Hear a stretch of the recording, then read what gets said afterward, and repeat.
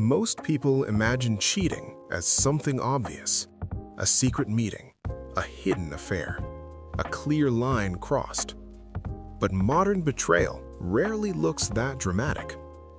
Today, cheating often begins in places that feel harmless. A like on a photo, a private message, a conversation that never feels wrong enough to stop. This is micro-cheating. Small actions that, on their own, seem insignificant, but together they slowly redirect attention, intimacy, and emotional energy away from the relationship. Micro-cheating is difficult to define, easy to deny, and deeply damaging. In this story, we explore what micro-cheating really is, why it feels harmless, why it is so common, and why many relationships break long before anyone admits that anything went wrong. Micro-cheating does not involve physical intimacy. There is no kiss, no affair, no hotel room. That is why it is so easy to dismiss. Micro-cheating consists of small behaviors that create emotional or romantic connection outside the relationship while maintaining secrecy or ambiguity. Examples include liking suggestive photos repeatedly, sending private messages that are hidden from a partner, flirting as a joke, saving contacts under fake names, deleting conversations just in case. None of these actions alone prove infidelity, but micro-cheating is not about individual acts, it is about intention and pattern. The defining features are secrecy, emotional investment, and redirected attention. When someone consistently gives emotional energy to another person while keeping it hidden, the relationship is already changing. Micro-cheating thrives in ambiguity. People convince themselves they are still loyal because no obvious rule was broken. But loyalty is not only about physical boundaries, it is about emotional honesty. Micro-cheating begins when a person starts investing emotionally where they know it would hurt their partner to see. That awareness is the line, and once crossed, the relationship quietly shifts. One reason micro-cheating is so common is that it does not feel dangerous. There is no immediate consequence, no confrontation, no visible damage. It often feels playful, ego-boosting, exciting. In long-term relationships, daily life becomes predictable. Routines form, novelty fades. Micro-cheating reintroduces stimulation without responsibility. A notification creates anticipation. A compliment creates validation. A private conversation creates emotional spark. The brain responds strongly to novelty.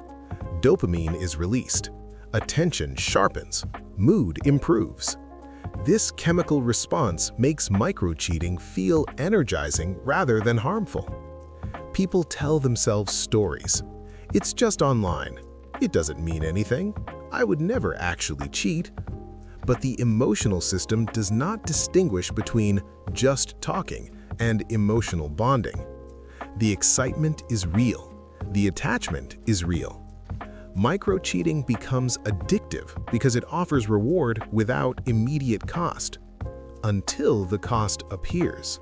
Micro-cheating could not exist at this scale without technology. Social media platforms are designed to encourage interaction, attention, and emotional engagement.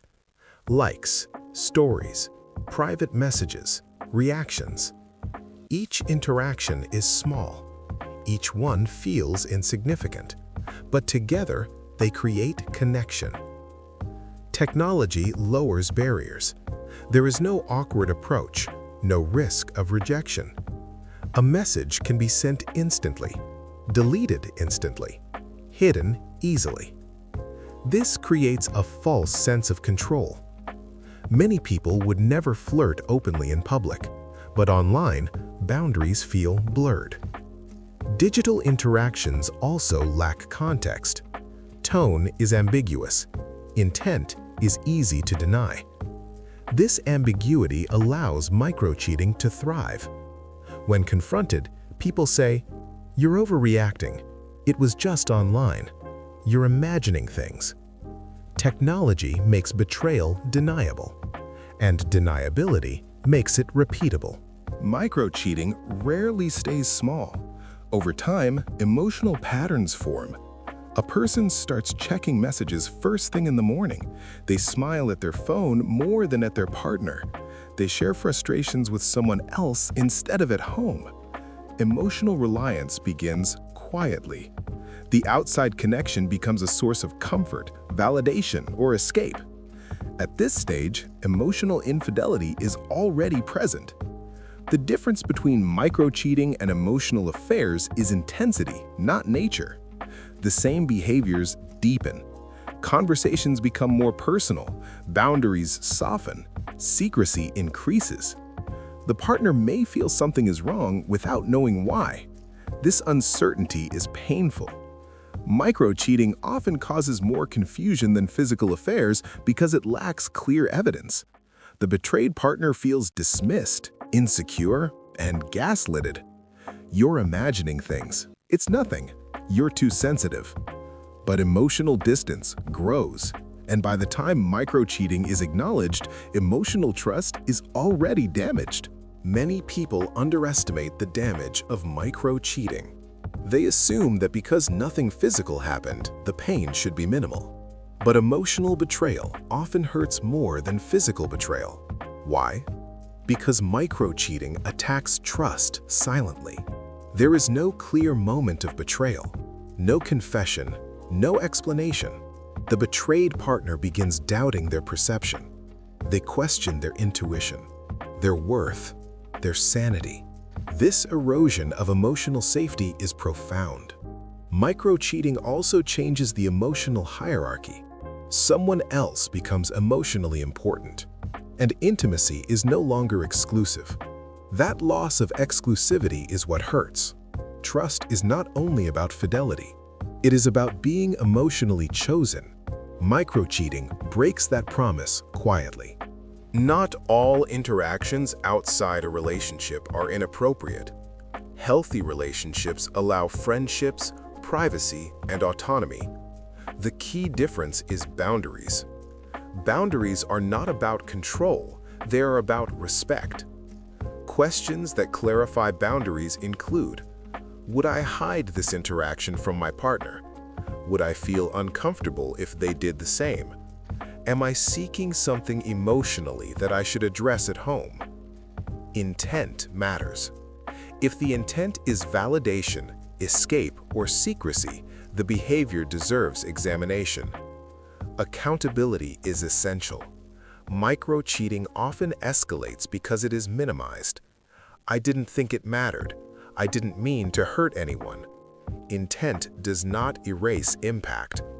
Acknowledging micro-cheating requires honesty, not defensiveness.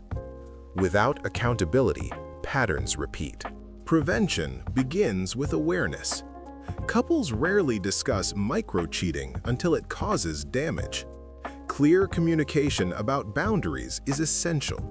What feels acceptable? What feels disrespectful? What crosses the line? Transparency reduces ambiguity. Sharing concerns early prevents resentment. Technology boundaries matter. What apps are used? How private communication is handled? What is hidden and why? Micro-cheating thrives in silence. It weakens in honesty. Discovery often happens accidentally. A notification seen, a message found, a pattern noticed. Because micro-cheating lacks a clear definition, confrontation is difficult. The betrayed partner struggles to explain why it hurts. The involved partner struggles to understand the reaction. This mismatch creates conflict. Validation is crucial. Acknowledging pain matters more than debating definitions. Healing requires recognition of emotional harm, not technical innocence. Modern relationships require new definitions of loyalty. Physical fidelity alone is not enough. Emotional loyalty matters. Attention matters. Intent matters. Transparency matters. Micro-cheating challenges outdated assumptions about betrayal. It forces couples to confront how intimacy is shared in a digital world. Ignoring it does not protect relationships. Understanding it does. Micro-cheating is built from small choices. Each one feels insignificant. But relationships are not damaged by one decision. They are damaged by repeated redirection of emotional energy. What feels harmless today can become devastating tomorrow. Awareness restores choice, and choice protects trust.